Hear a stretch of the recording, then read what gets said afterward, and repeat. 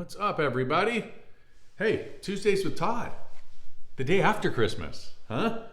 Yeah, let's go. All right, well, let me see. I took some notes. I just wrote down some things that I wanted to make sure that I chatted a little bit about. And I'm going to be all over the place. But what I heard was from last week, that was the way you guys wanted to hear it, and that was good for you. So I'm going to kind of riff. I'm going to go all over the place. Please feel free. Like, jump in, ask some questions, do whatever it is that you need to do. But hopefully you guys had an amazing Christmas, and here we are, right? It's that interesting little time between Christmas and the time that we start the new year.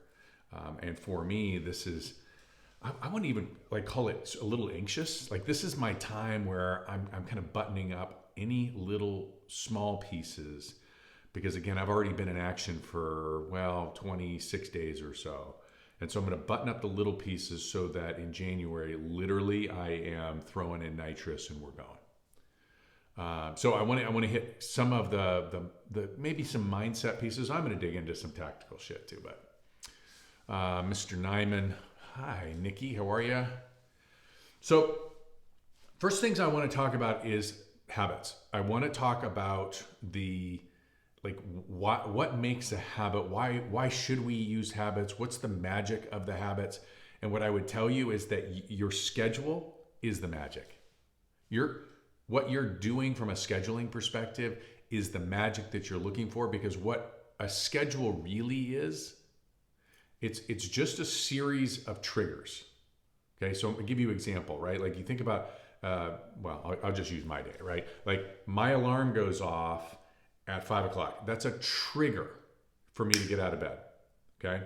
When I get out of bed, it's my trigger to go into the bathroom and I drink a bunch of water and I brush my teeth. That's my trigger. I do the same thing every single day. It's my trigger then to go into take my supplements, have a cup of coffee, and I go through my beast mode morning. Each thing is a trigger to the other. That's the whole point. Each step creates habits, triggers, cues. I do them enough, and what I'm doing is I'm removing the thought of having to do it. Why am I talking about this? This is an important distinction, because oftentimes what happens, and I just went through this, by the way, so I go through this all the time, but oftentimes what happens is we go in and we go, hey, listen, I'm going to try a new behavior.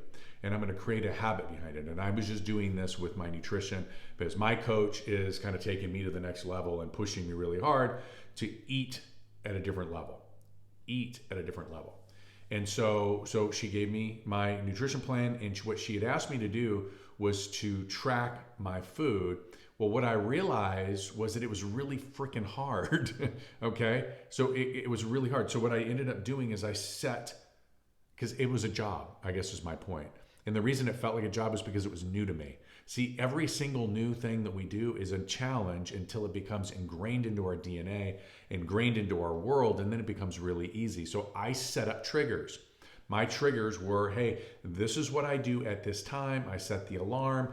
Boom. I know now that when I get up, I have my 2 cups of coffee, I've got some protein and some MCT and some butter. And then before I go to the gym, I take a protein shake. And then when I come home, I have this number of eggs. And I know specifically all along the way what it is that I'm doing, because I have little triggers built into it. What it did is it made it very simple for me to actually do the work. Well, that hack, that cheat, is the same thing in all of your life.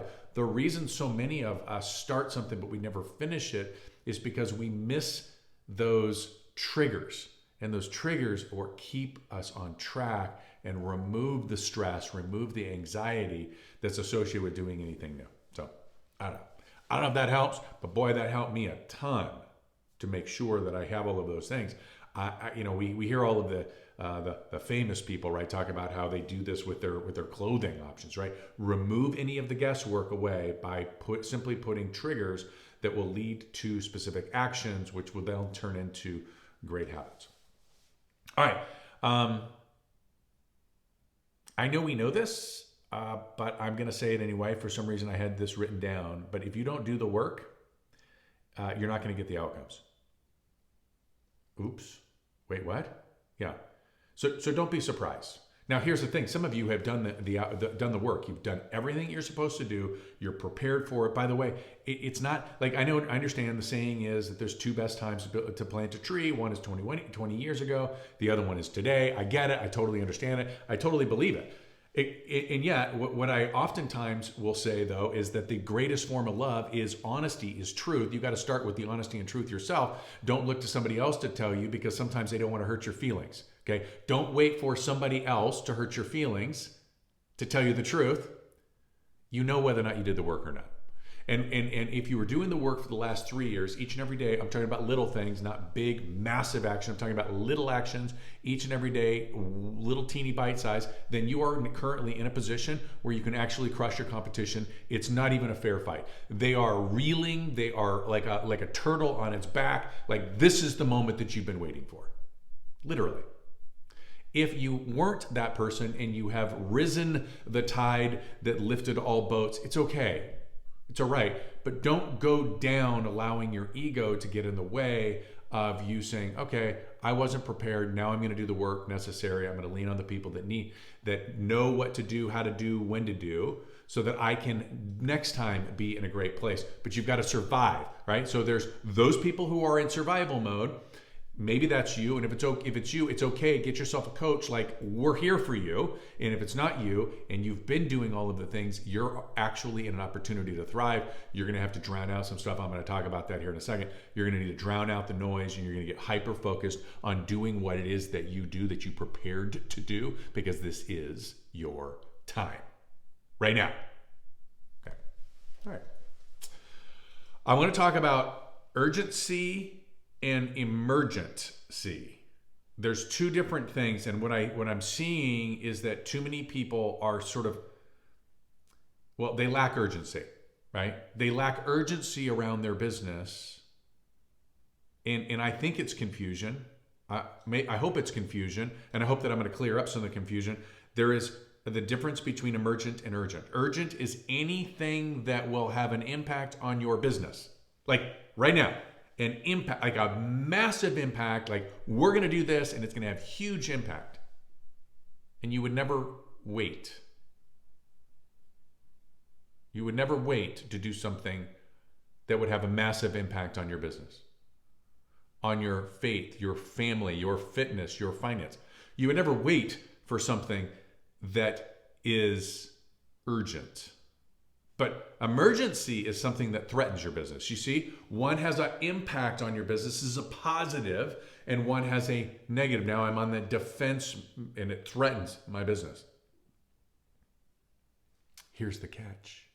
Typically speaking, emergencies are as a result of not doing the urgent things, and then you end up with lots of emergencies. So get intense. I had somebody the other day say, hey, dude, you're so intense. Yes, I am terribly intense. I don't know where that comes from. What I can tell you is I've had a lot of loss in my life. And so I always kind of felt like, hey, listen, dude, do it now, do it now, do it now, do it now, do it now. And it serves me well. Maybe that's it. I don't know. But here's what I can tell you. I think it's a superpower of mine. I think that what I have really believed and what I've acted out is the gas is on the right. Like, we got to go, we got to go, we got to go. And it's had a positive impact on my life. What I'm suggesting here is that if you're dealing with a lot of emergencies in your world, right? You know this, you know that kind of person, like everything is always going wrong. Then perhaps you look not at what's happening to you, but what you've done to yourself. Maybe you have procrastinated on doing some of the urgent things that have created some emergent things. All right. Okay, I want to talk to you about they, them, and me. This is a framework. It's a framework for talking to people. Now listen, folks, there are the average agents. They are the specific agent that you are competing with. And then there's you. If you can't pitch yourself, then we have a problem. I've told you guys, you got to be sales assassins.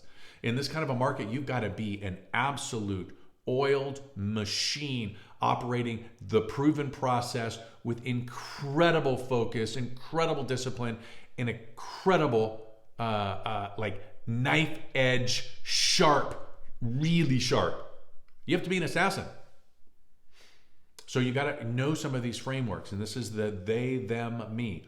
Listen, most of them, the average of them, do 4 transactions a year. That person that you're talking to right now sells 2 properties in this neighborhood per year. But for me, like I do 8 properties per year. And listen, I don't know about you, but if I'm going in for surgery, I don't want the person that does 2 surgeries a year. I'm going to find the person that does the most surgeries per year. That's the way real estate is supposed to be done. Listen, not all agents are created equal. You've got to be able to describe who you are without talking smack about anybody else. I want you to be talking up you. You've got to be able to describe why you. You're not average. You're not them. You're you. That is powerful. That same framework can be used for all kinds of things, whether it be buyers or property management or commercial or listings or, gosh, a whole host of them, right? There is them, there is they, and there is me. Learn the framework, apply it everywhere, write it out. What do we say? Write it, read it, role play it, teach it, become a master at that, and you will have your unfair share of the business. You'll have an unfair advantage over everybody else that you're talking to, but you've got to prepare yourself. You've got to get really, really good. I love that Karen just showed up here. Like, so Karen has been in the business a long time. She's seen it all. She has go-to plays that she uses to answer specific questions. It's the same thing I'm asking you, because it doesn't require experience and longevity in the business. It requires intention. It requires you to become an absolute sales assassin. You got to convince yourself that the only way that you can compete in this world is by being the absolute best at telling people. Because listen, you can be the best in the world, but if nobody knows about it, it doesn't really matter. Okay? Can I get an amen on that? If nobody knows, they don't know. They don't know. You've got to be that good. Okay. The other one I was asked to talk to you guys about was a 5x5.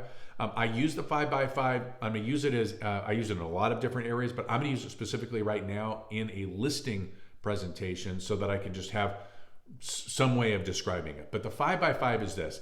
In every situation that we get into, there are typically 5 very specific things that most people are going to ask. I don't care if you're buying a TV, a bed, a car, a house, right? Like hiring you as a listing agent. There's always 5 sort of go-to questions, objections, etc., that the consumer asks. Well, what are they for you? What are they for you? Tell me what they are, and then we can come up with the responses. So typically speaking, like let's kind of go through it, right? You've got how much is my home worth? How quickly can you sell it? What kind of marketing are you going to do? Have you ever done this before? And then last but certainly not least would be like, social proof maybe. Or commission. How about commission? Let's do that, right? So you have these 5 things. Well, now come up with 5 specific answers. 5 different answers for each of those. So you're going to end up with 25 scripts and dialogues. I said it. Scripts and dialogues, talk tracks, whatever it is that you have to tell yourself. It's a way of answering the most commonly asked questions and objection handling, right? Again, you've got to be an assassin with your tongue, with your words. You've got to provide clarity. People are not there for you to convince them to do something that they don't want to do. They're talking to you because they know you. They're looking to solve a problem. They need it. They have a problem. They need a solution, and they need you to communicate in a way that they believe that you're the right person for the solution, for the job. Help enough people solve problems, get paid a lot of money. Okay? Help enough people win, you don't have to worry about winning. Gosh, have you heard this before? Maybe by a guy named Zig Ziglar, right? We say we are here to change lives. I'm going to talk about that here in a second too. But we're here to change lives. Like I understand that we're in the real estate business. I understand that this is my job, but yet I'm talking to you about faith, and I'm talking about family, and I'm talking about fitness. And yeah, I'm talking about business, but y'all, we're here to change lives. Why?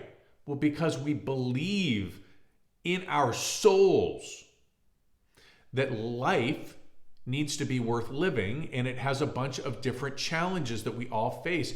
And if we can help each other get through those challenges together and live better lives, well, then we are changing lives, and all the money comes with it, right? So there's no buyer, there's no seller that came to an open house that didn't want to buy a house, didn't want to sell a house. They may tell you, oh, I'm not right now, and I don't know. What they're really saying is, hey, help me, tell me why. You need to know what the 5 most common questions or objections are. Specifically, we're talking about the listing side, and you have to come up with 5 specific answers to them. That's called a 5x5. All right. I want to talk to you about being a disciple. It's funny. I had a conversation with somebody the other day, and they said, hey, you're using this disciple word, and it's making me feel uncomfortable. And I had to laugh. It wasn't a rude laugh. I mean, when I said it the very first time, I felt exactly what that person was saying, right? Like, so I'm asking people to be distinctive disciples, and they're like, and I'm like, dude, I know, I said the same thing. So, but here's the God's honest truth. The God's honest truth is, and I'm going to search up a definition here, just so everybody knows. I'm going to read some definitions for you so that you better understand what it is specifically that we're talking about, because the discipleship has to start with you. And what I mean by that is, if you're not a disciple of you and who you are and what you do, then nobody will be your disciple, okay?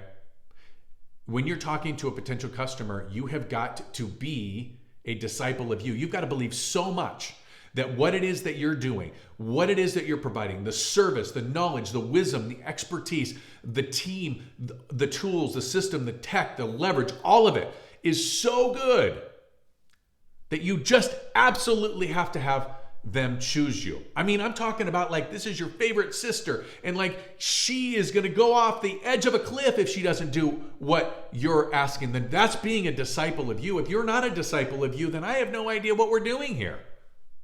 That's the disciple I'm talking about. It starts with you.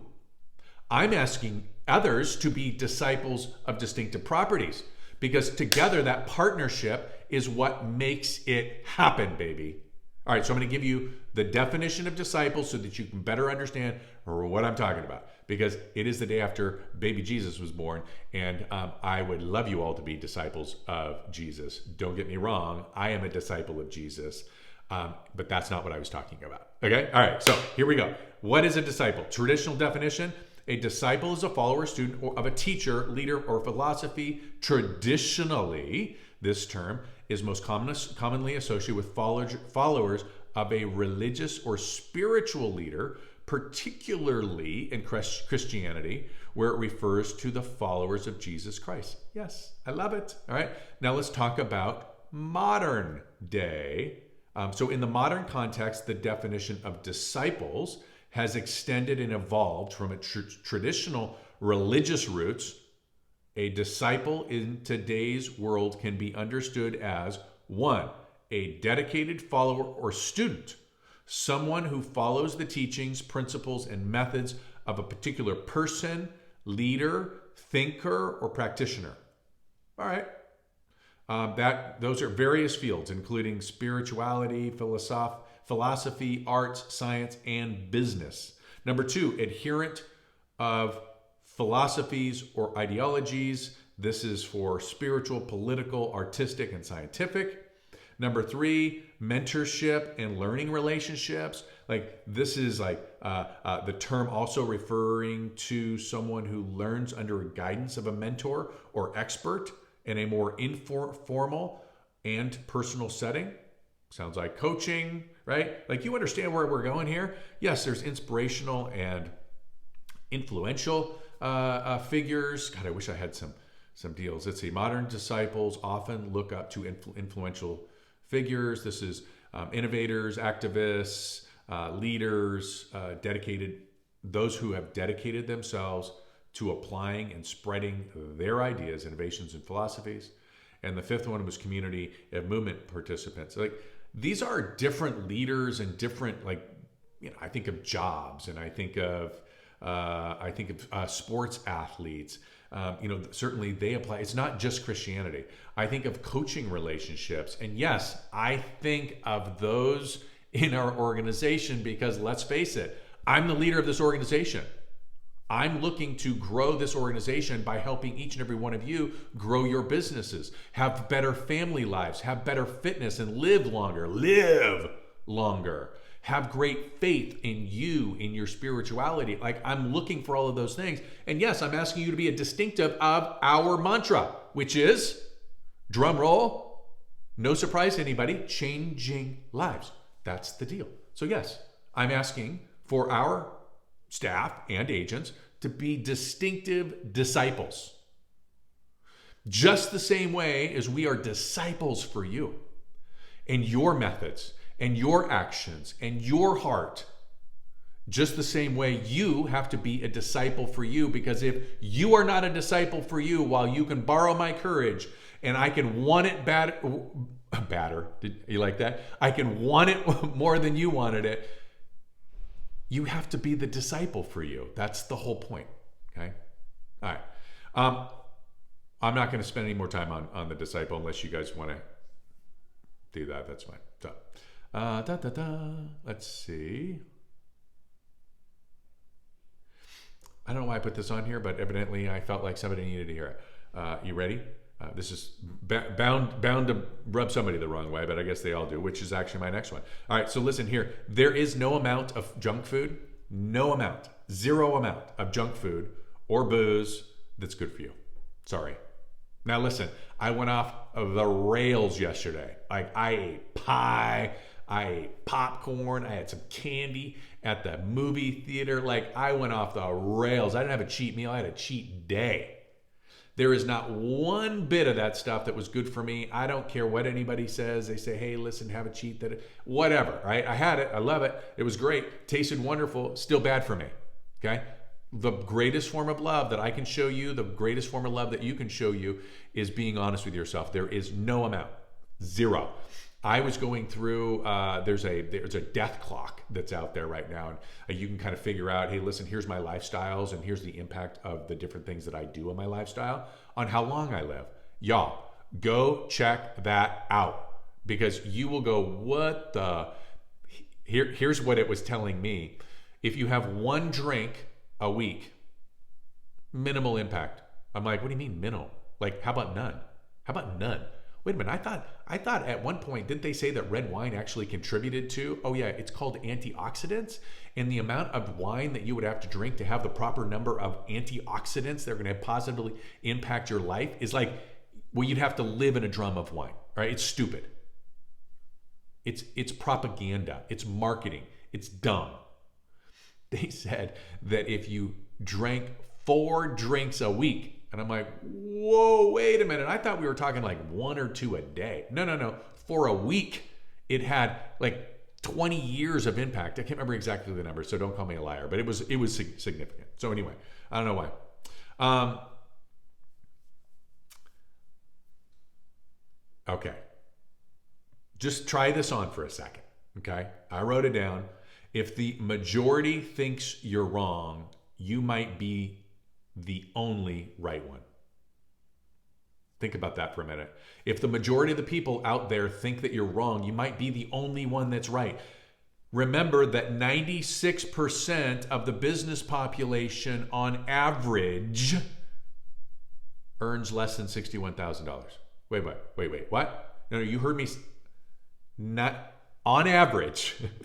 On average, they make they make $61,000 a year. That's outrageous. Only 4% of all of the small businesses in the United States of America have revenues of over $1 million. Only 4%.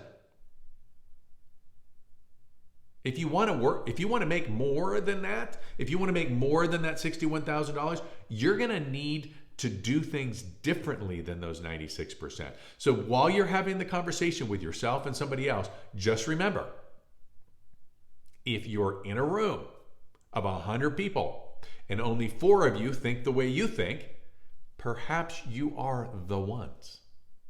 Just saying. All right.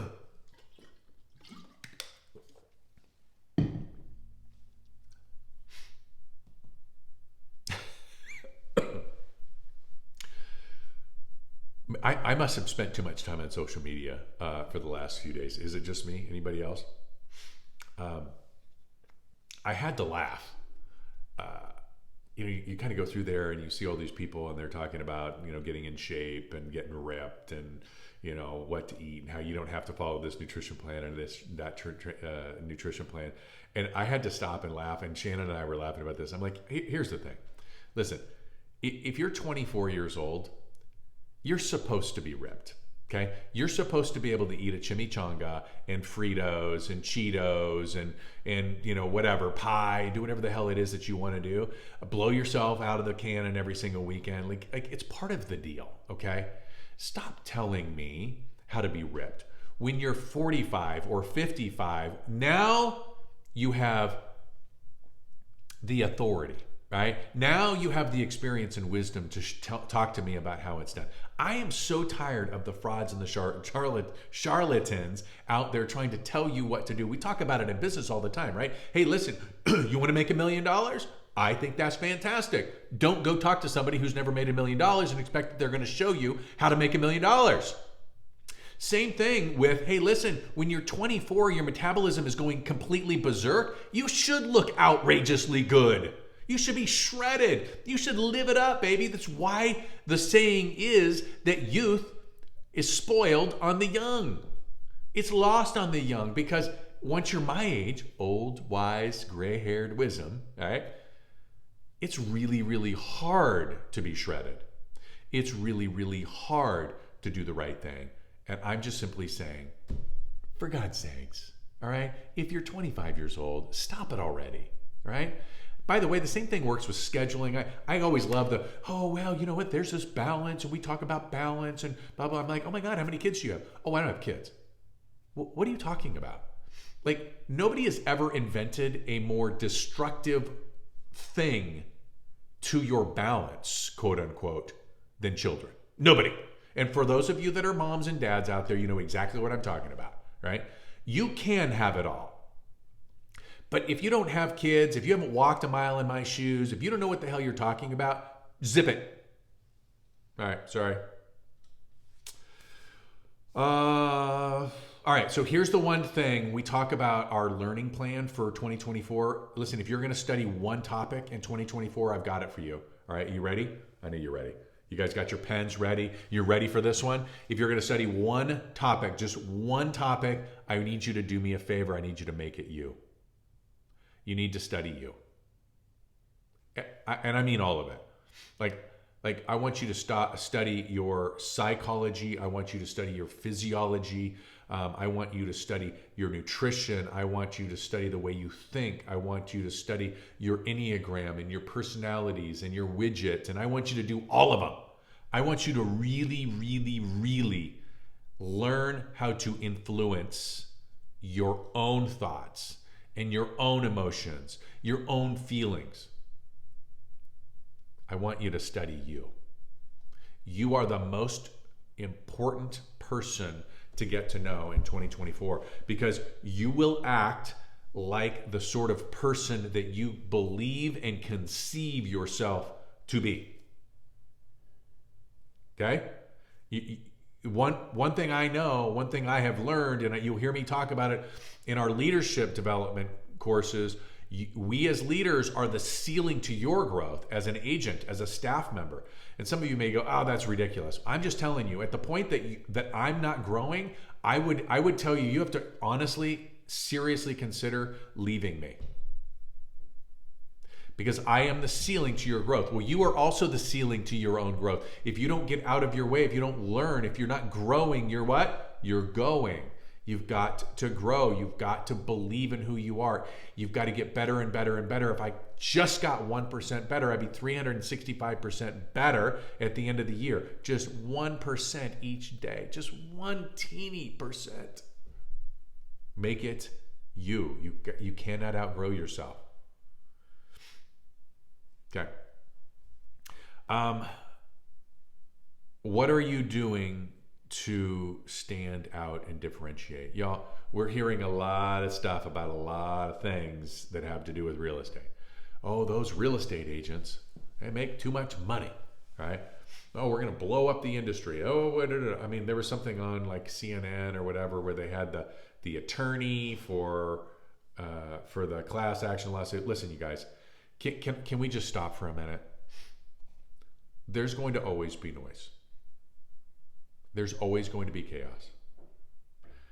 If there is calmness, it means that you're in the pack. See, nobody ever talked about somebody who was in the pack. Do you understand what I'm saying? Once you separate yourself from the pack, well, now all of a sudden, they see you. Now you're the target. Okay?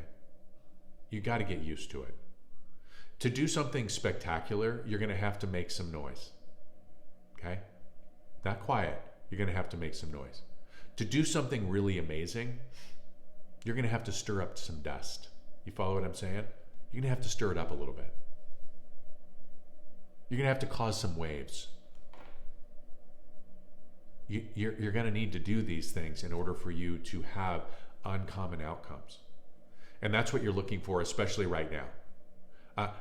I know society wants you to believe that you're not worth it. Society, like this guy from Missouri, wants you to believe that you're not worth it. I just think he's so wrong. By the way, what he's really doing, this guy who stands to make about $2.5 billion, he stands there on his little soapbox talking about how these terrible, evil real estate agents that on average make $43,000 a year, as he's about to make his $2.5 billion.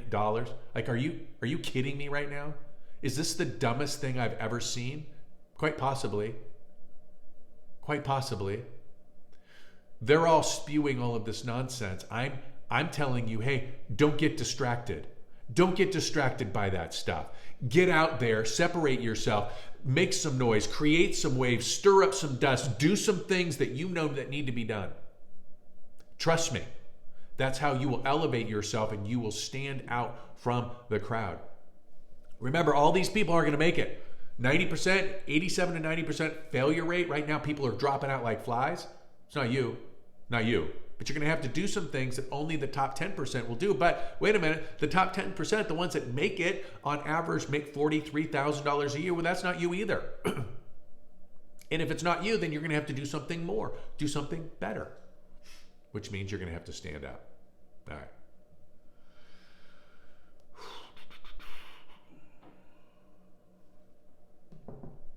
Do good work. You know, one of our core values is be the good. Do good work. Do good work. There is 2 Peter 3, verse 17 says, "But you, friends, are well warned. Be on guard lest you lose your footing and get swept off your feet by the lawless and loose-talking teachers." You all know exactly what's going on. You know exactly what needs to be done. It's not on television. It's not on social media. Well, maybe it's on social media, but if you're using social media, not letting social media use you, you got to pick up the phone. You got to have more conversations. You know it and I know it. Do not let yourself lose footing, be distracted by this lawless and loose talking teachers. Okay. These are the ones we're talking about. All right. Leave it better than you found it. Listen, I'm one of those crazy ones that I go to a hotel and, you know, like I clean up after myself. I don't make the bed. I do fall short of that. But listen, leave it better than you found it. This is everything. As you're walking down the street, if you see like a piece of trash on, pick it up. Pick it up. There's a book that my kids used to read called "What If Everybody Did That?" Right? It was just the teaching on throwing your gum in the street and whatever, right? But leave it better than you found it. Do the same thing when we go to a conference. We don't leave our stuff. Church yesterday, we're picking up all the cups and coffee cups and tissues, and like, leave it better than you found it. Like, that should be just a thing, right? Just in life, we should leave every conversation, every room, every moment. We should leave it better than we found it. Can you imagine that? If we left our offices better than we found it, well, we wouldn't need somebody to be in there cleaning up after themselves, right? We're grown adults. Leave it better than we found it. All right. Talked about disciples. All right, I do want to get tactical on a few things with you. I want to talk about generating leads before you ever get the listing. How about that? Who wants to generate leads before you even have the listing? Okay, let's talk about it. So I want to do it when, before the listing, when we get the listing, and after and during. Like all of them. I want to just get them all.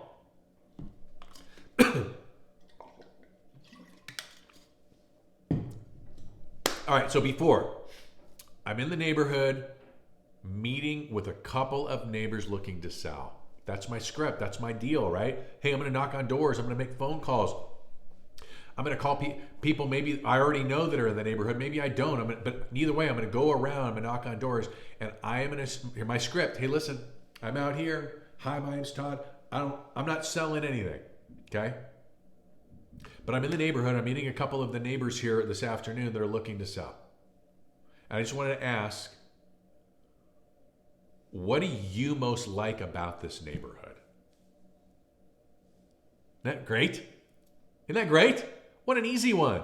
Hey, I don't have anything to sell you, but I'm going to meet some people that are going to be selling in the neighborhood. And I just thought, you know what? I'm going to do some recon. I just want to find out what is it the neighbors just love about this neighborhood? What is it that you love about this neighborhood? And they go ahead and answer. And then, listen, you're going to start to walk. Hey, thank you so much. Oh, wait, by the way, when the listing is about to go live, would you like to know about it?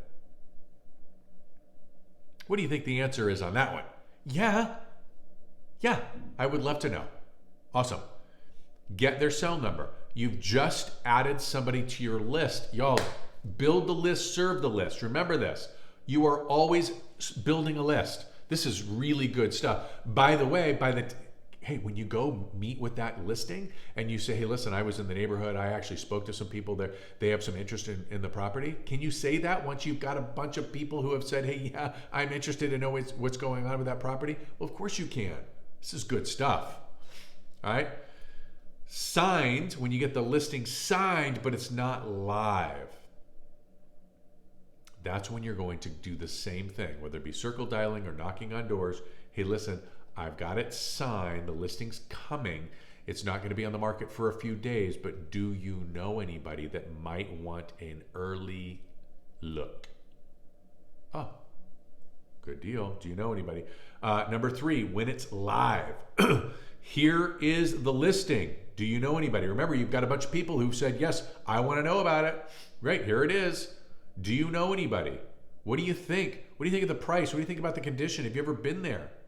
And I always love the public service announcement. Hey, listen, by the way, we do a lot of really great marketing, and there's going to be cars kind of coming through the neighborhood because they want to check the place out. They're going to go check that property out. They're going to better understand the neighborhood. I just want you to know that, like, don't freak out, but if you need anything at all, if you have any concerns, questions, whatever, make sure, call me. Here's the number. By the way, does that one work when it's not your listing? Yes, it does.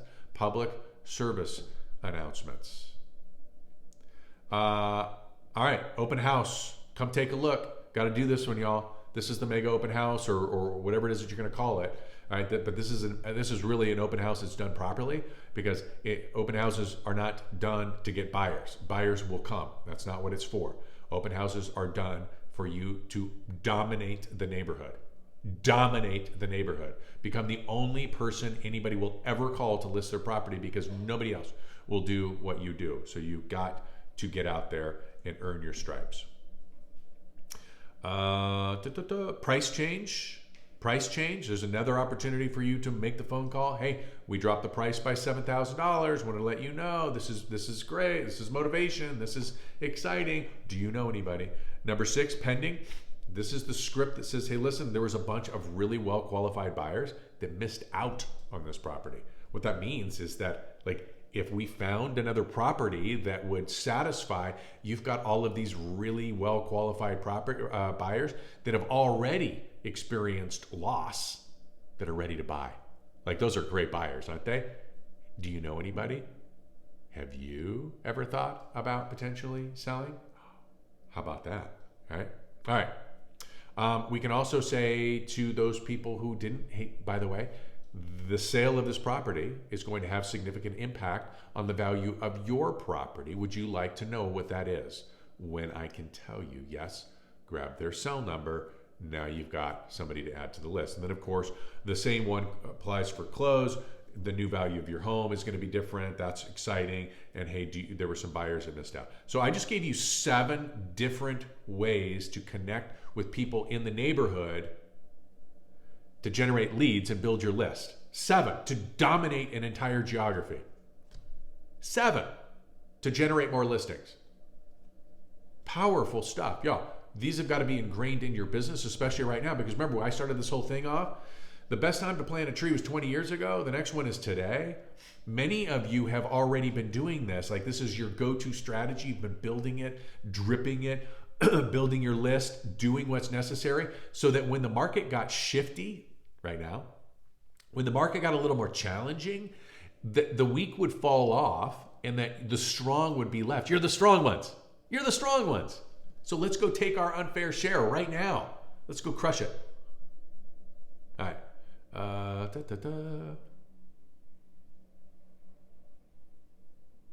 will talk about that one next week. All right, I want to give you 4 things. 4 things I learned in hot AF yoga, right? Number 1, believe it to see it. Believe it to see it. So one of the things that we probably have all been experiencing, especially right now, is the anxiety of Christmas, right? Anxiety is real, right? When things are anxious, man, you don't see a lot of good stuff, right? And so if you kind of get into your calm place and you believe that things are going to end the way they were supposed to, again, this is the faith we talk about, suddenly you begin to see the goodness that you seek. Oftentimes people are saying, well, I'll believe it when I see it. It's just not how it works. You have to believe it first. Have faith that good things are coming, and you will in fact see it. Okay? All right. Who's your rabbit is number 2. Who is your rabbit? Who are you a rabbit to? I get worried about people who are comparing themselves. The rabbit that they're looking for is somebody who's really good at their job. Well, here, I'm gonna go back. Right? I'm gonna go back to college sports for 1 second, right? Just because it's an easier analogy. But if I'm a college basketball player, college football player, and I'm comparing myself to another college football player or basketball player, I better make sure that they're going pro. Because I think the commercial says that most of us will go pro in something else. And yet, if I want to go pro and I'm comparing myself to somebody else who's not going to go pro, then I'm comparing myself to the wrong person. I have got the wrong rabbit. Choose your rabbits carefully. Remember, to be a top 1%er, your rabbit has to be a top 1%er. You can't compare yourself to the top 50% and expect that you're going to arrive where you want to arrive. Pick your rabbit carefully. I love being a rabbit because it motivates me to stay fast, stay nimble, move, get stronger, get to the gym, go do what you need to do. I think I've shared this story before, but Cole, my oldest, came home one day and he said, dude, like, all my friends' dads, like, all my friends can outlift their dads. He's like, I've got to get that. I'm like, good luck, buddy. It's never going to happen. Well, you and I both know it's going to happen one day. But right now, I'm his rabbit. I love it because it motivates me. So not only choose your rabbit carefully, but be a rabbit to somebody else. It's a win-win, I promise you. All right. Number 3, chaos creates calm. Now, this is talking out of both sides of my mouth, it seems, but follow me. Right? The first one I was talking about was anxiety. It's not the same thing. It's a belief system. Chaos creates calmness is something that I experience Not very often. I think I'm not diagnosed as ADD, but I'm probably pretty sure that I am. And I have a hard time staying focused. And so, but what I can tell you is that there are a few things in my life that will help me be focused. Some of them are extreme. Well, they're all extreme, right? They're all extreme. So extreme suffering creates laser focus for me. So I shared with you that I went to hot AF yoga. It is hot AF. Like it's crazy hot, to the point where there are times where I felt like I was going to pass out. I thought of nothing other than survival and yoga during that hour. Nothing. I felt the same way when I was playing golf, when I was playing competitive at a competitive level. You get so focused, you have to be so in the moment that you don't, there's no space for anything else. And I felt the same thing when I'm flying airplanes. See, it's life and death. When you're flying an airplane, there is no room for distraction. So you get very calm. But there's a lot going on. There's a lot of chaos going on when you talk about suffering, whether you're running a marathon or doing a Spartan or living heavy things or whatever it is, whether you're in an airplane and there's all kinds of stuff going on, and winds and weather and traffic and all of this stuff's going on, right? Never mind all the hundreds, if not thousands of buttons. Same thing when you're on a golf course. There's the blades of grass, and where is it, and where's the wind, and where's this, and what's the temperature, what kind of ball compression are you playing, and do we right to left, a left to right, and what's the contour of the greens, et cetera, et cetera. All of these things going on. You got to be laser focused. All the chaos creates calm. All the chaos creates calm. And then the last thing was that exactly kind of what we talked about before. Who are you comparing yourself to? Anytime we go into a situation, we can say, gosh, we're so much better than that person, right? Maybe it's just me. I am competitive. But what I would say is that make sure that the person you're competing with is first and foremost you. I love scoreboards. I love the comparison game. I think it's fantastic. I think we should do more of it. But at the end of the day, you're competing with you every day. If you will just simply get just a little bit better than you were yesterday, today, at the end of the year, you will be so much better. And you'll look back and go, holy smokes. See, the people who are just simply comparing themselves to others, they lose because other people don't have the same drive that you do, right? Sometimes we're comparing ourselves to amateurs, and yet we want to go pro. Sometimes we're comparing ourselves with people that we perceive as constantly growing, but they're not. They're going up and back and up and back and up and back. And so you get a false sense of security, a false sense of growth. And I want you to compete with you. You can measure yourself to others, but always, always, always compete with you. All right, guys, that is all I got for Tuesdays with Todd. Merry Christmas, and I'll see you all next week.